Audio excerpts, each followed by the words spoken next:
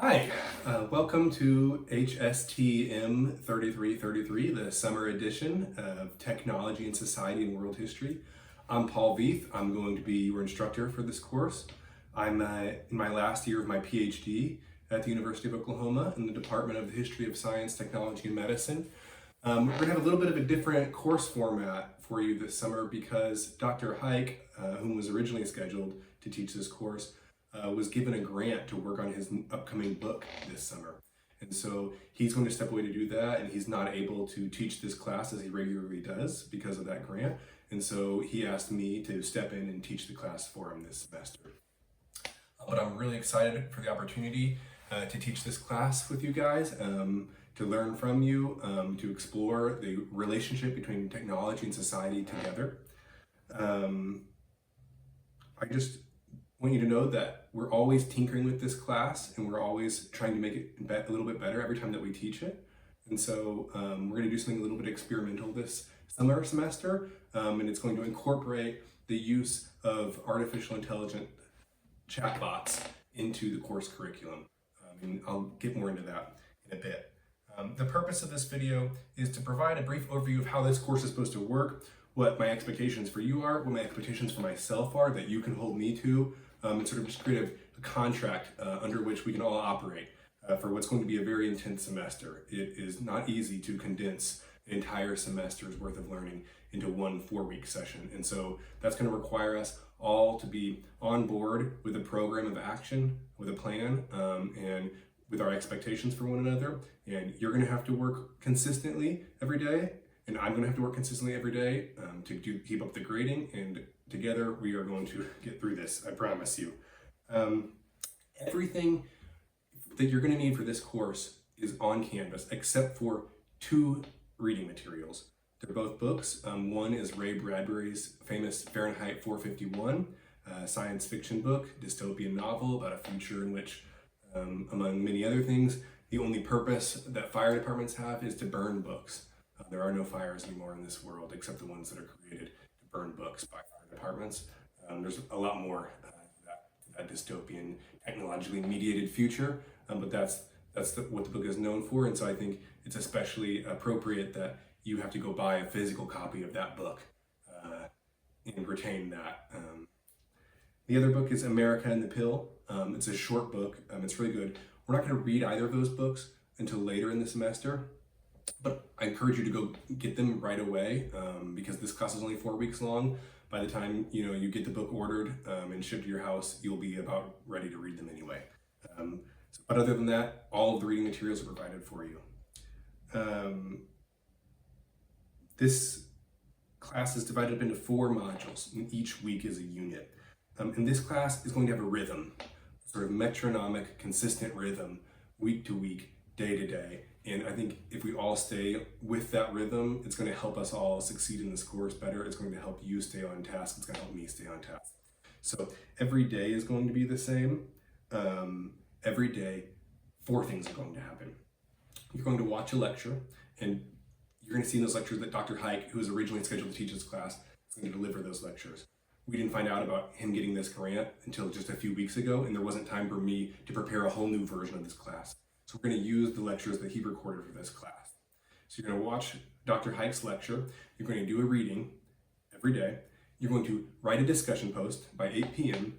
And then by 10 a.m. the next day, you're going to respond to at least one of your peers' discussion posts in your discussion group. So that's 4 things you're going to do every day. Every day, boom, boom, boom, boom, boom. Lecture, read, discussion post, reply. Every week is also going to follow a cycle. Every week you're going to write a critical essay. And I'll break down the details of what all that critical essay entails later. But every Saturday you're going to have a critical essay due. Every day you're going to have a discussion due. You're going to have to listen to a lecture and do a reading. And that's going to be the class. There's not going to be a final exam or a final big essay project, a research paper or anything like that. It's broken down into 4 smaller papers. These critical essays.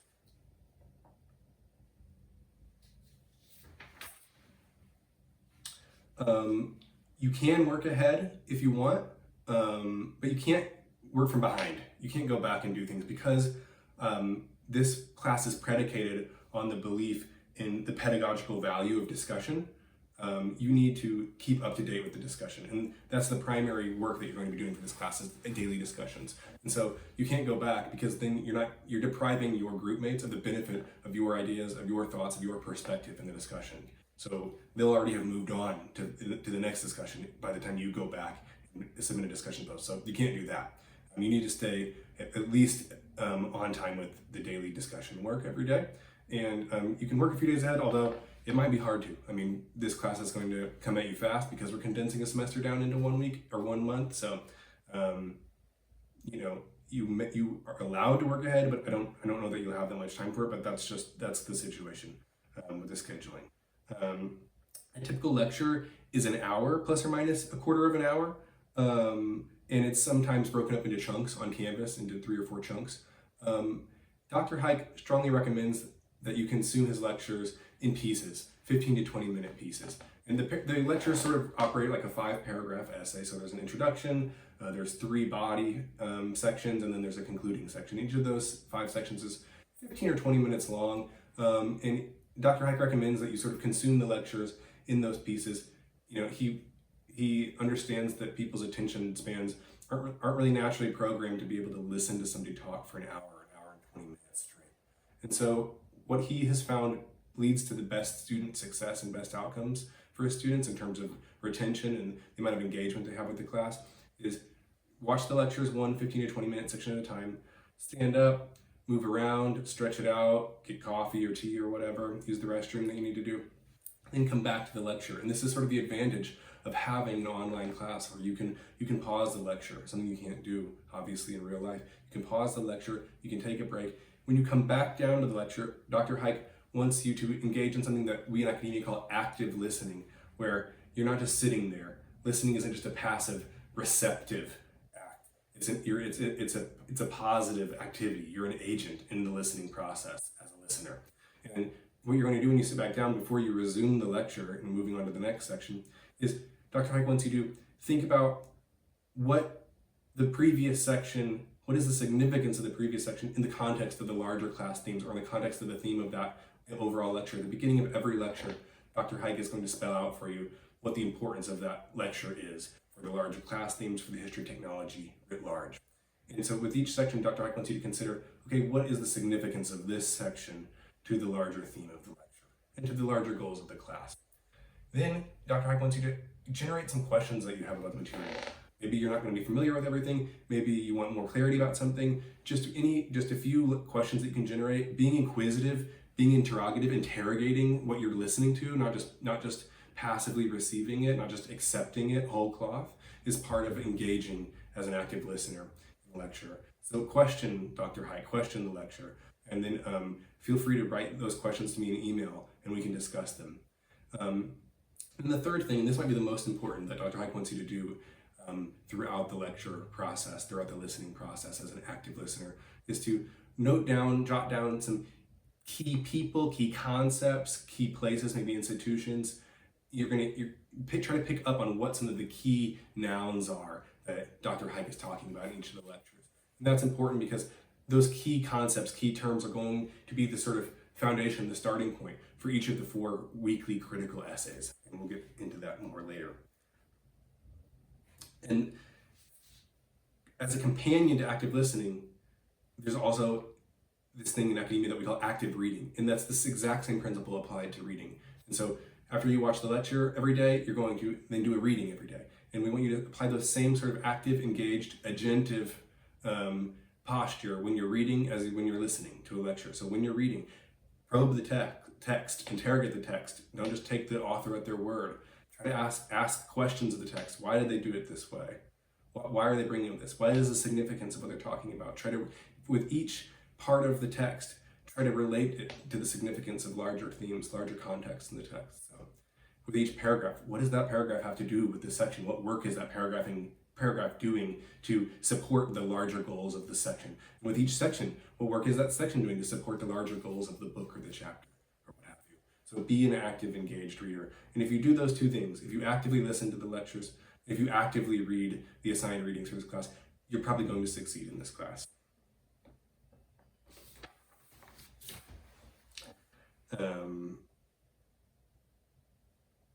Then the next thing you're gonna do, the third thing every day is to post a discussion post. It's gonna be a half a page to a page, roughly 150 words, maybe 200 words. And it's the main point of these discussions is for you to connect either the reading or the lecture or both to the larger things of the class and to each other. So if you mainly talk about things you heard in the lecture, and relate them to what you learned in the reading. If your discussion post is primarily talking about the reading, then try to relate it to what you heard about the lecture. Bridge those two course materials together, and then relate them to the larger themes of the class or the larger theme of the unit. And the way we want you to do this is to be specific. Draw on specific moments from the lecture or specific excerpts from the text. So the reason we want you to do that is because we want you to avoid having the AI think for you. We don't want you to use chatbots to write your discussion post for you. The whole value of the discussion post isn't to just produce a product. These discussion posts in the end have very little intrinsic value. People aren't going to be reading your discussion post from this class 10,000 years from now.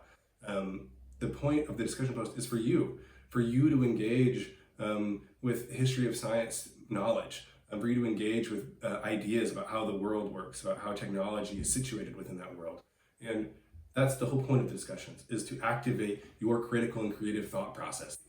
And if you're just having the chatbot do it for you, then you're not engaging your critical faculties. And so that's what you're here to acquire. I don't know, something my colleagues and I like to say a lot is, you or your parents aren't paying for ChatGPT to get a college education. You're paying for you to get a college education. And if ChatGPT does all the work for you, then you're not going to get that education.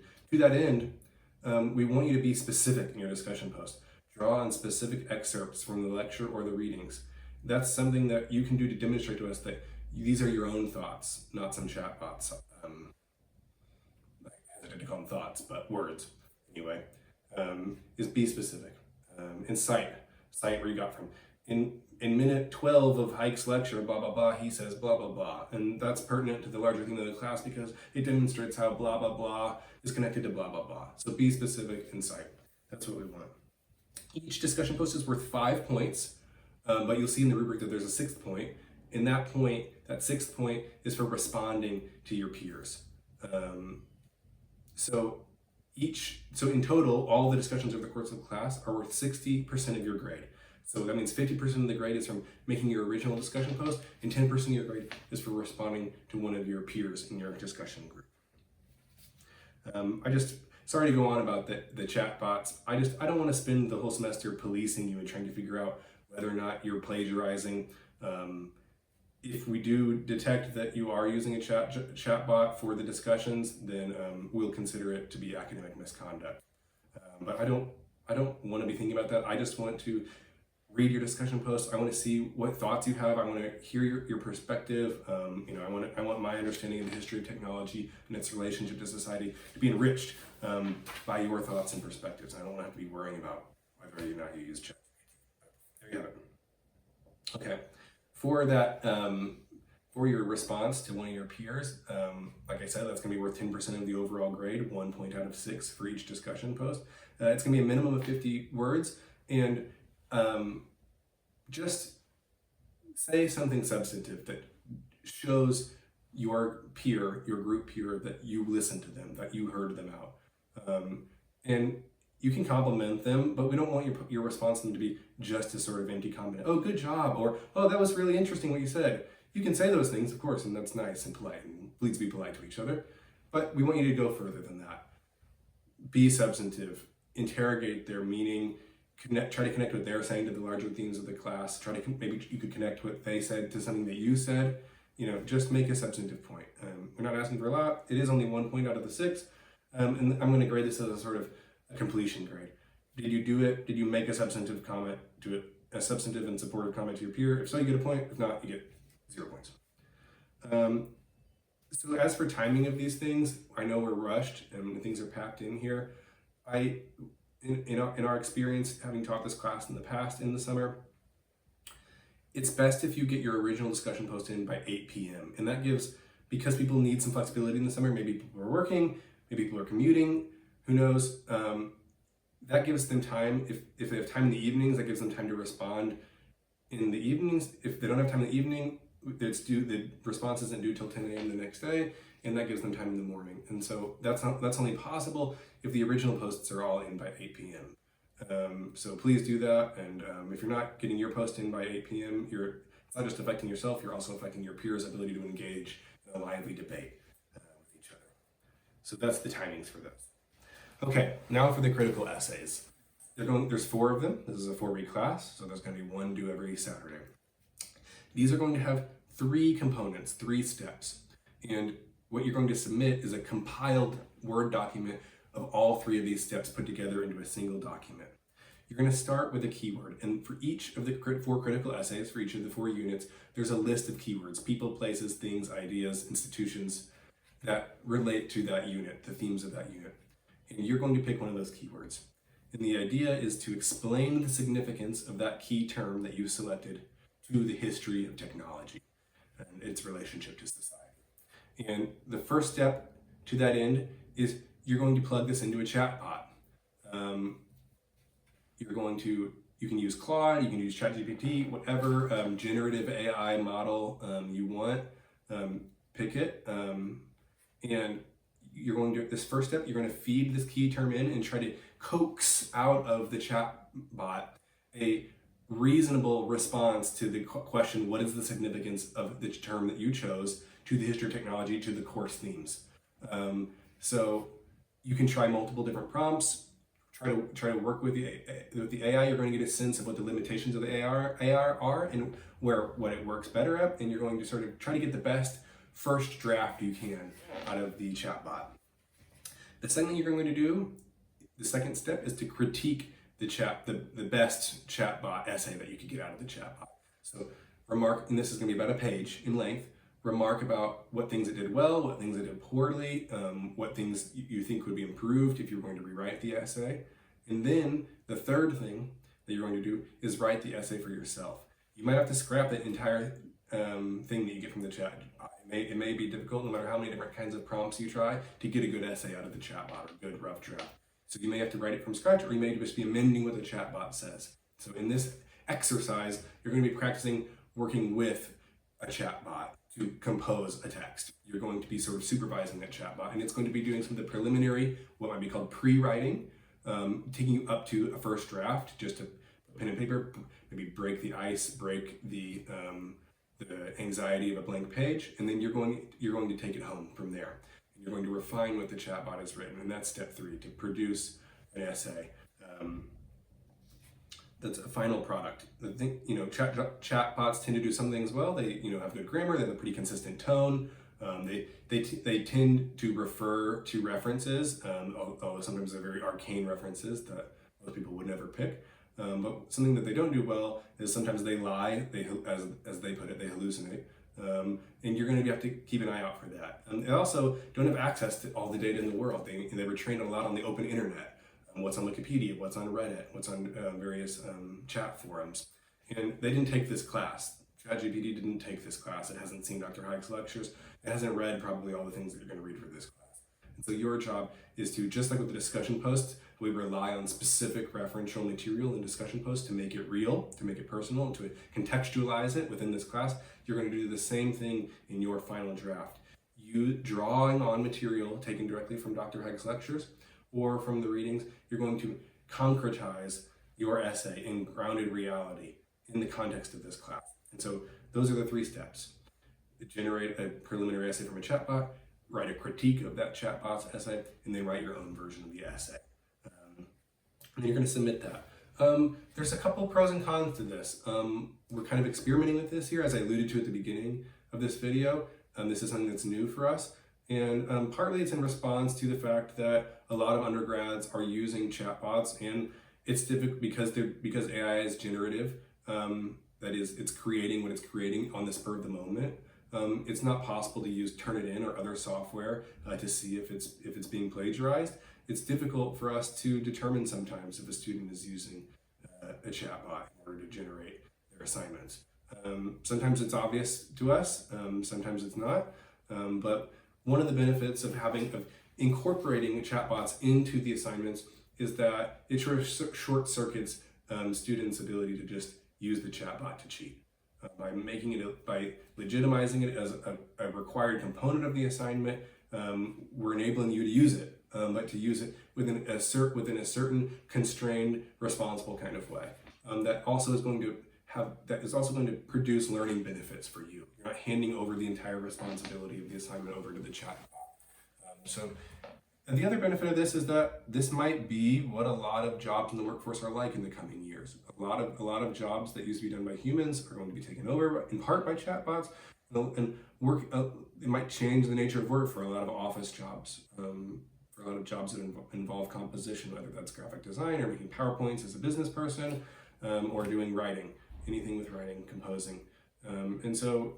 If it is the case that in the coming years that's going to be a common way of working, that's going to be a common workplace culture that's expected of you, we certainly don't want you to go through college without having ever been prepared at all to work the way that you're going to be expected to work once you leave college. And that would be kind of irresponsible, that would be malpractice of us. And so by structuring these critical essays in that way, we're sort of preparing you for what your work might look like when you get out of college, depending on what your career goals are. And so it has that a benefit. One downside potentially to this kind of exercise is that it might give the impression that this is a perfectly valid way to learn when we don't know that yet. There isn't a lot of information about the effect that using generative AI has on learning outcomes. We don't know a lot yet. This is all kind of as new to us as it is to you. And even though ChatGPT has been out for many years now, it still takes time for the effects and the downstream effects, the unintended consequences of a new technology like AI, as we'll be learning throughout this class, to manifest themselves. And so we're sort of learning with you about how this works, how we can responsibly integrate the use of generative AI into university teaching. I tend to be of the opinion that writing and learning in general, but writing especially, isn't a product. Writing is a process. You say, I hear students say, well, I'm really tempted to use the ChatGPT because it's going to get me an A on my assignment. So it's going to produce a desirable product, a desirable outcome. And that may be true. But the goal of college isn't to produce good products. These essays, as I mentioned already, aren't really for anything. They don't count for anything. What counts is how much you learn in this course and how much you learn about yourself and how much you learn about how you learn so that you can learn more in the future. We're about process, not product. And so if you're solely focused on the product, I know that statement is undermined by the fact that we grade you. And so how can I'm talking out of both sides of my mouth saying that we value process and not product, and yet that I'm going to grade you at the end of the semester. And so that puts you caught between a rock and a hard place of wanting, I'm sure you're here, you want to learn how to learn, you want to learn about yourself and the world. And at the same time, you know you need a good grade. And so we placed you in this unfair position. And now we're trying to make you work twice as hard and to do both a good product and to have a good process. So that's where I am on these generative AI models. I think that the assignments as we've designed them for this semester are going to tell us something about what it's like to learn in concert with a chatbot.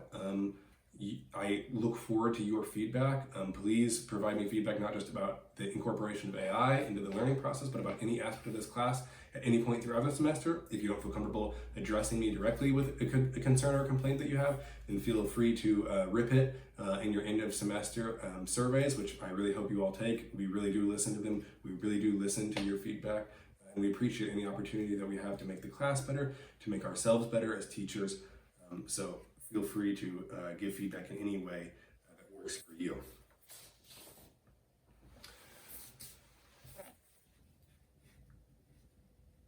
Okay, so you're going to work with AI to do these critical essays. Each critical essay is worth 10 points, 10% of your grade. The four of them together then therefore are worth 40% of your grade. So you have 40% of your total grade from your critical essays and 60% from your discussions. That makes 100. That's the whole class. That's all that's expected of you.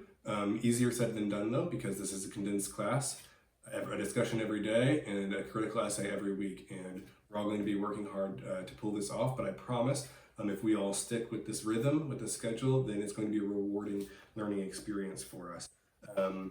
Contact me if you need anything. I prefer to be contacted via email. I don't really recommend contacting me via Canvas. I will eventually see it, but I'm not checking my Canvas DMs every day. But if you email me at pveeth@ou.edu, PV as in Victor, IETH @ou.edu, and my email is also listed in the syllabus, I'll get back to you probably within minutes, within the hour, at the very, very latest within the day. But I'm also happy to schedule what I call dynamic office hours. So I'm not going to have a set fixed office hour every week. But if you want to speak with me on Zoom, and it might be better to talk about something on Zoom, maybe you're struggling with the critical essay, then just email me. We'll schedule a time to meet on Zoom and we can have a sort of office hour. I just want to say that I'm looking forward to doing this class with you. I'm looking forward to learning from you. I'm looking forward to both of us learning about the history of technology and its role in society, and how technology and society are co-productive, co-constructive, how they shape each other, that is.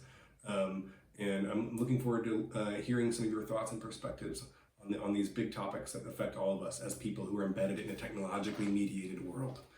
Thank you. I hope you enjoyed this semester. Don't hesitate to contact me for anything.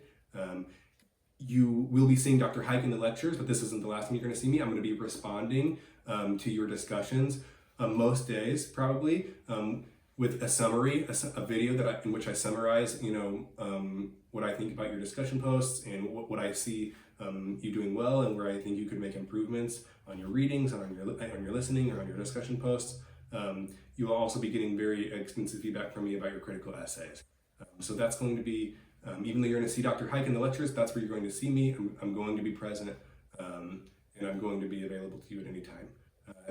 Thank you for joining this class, and I look forward to learning from you. Have a good day.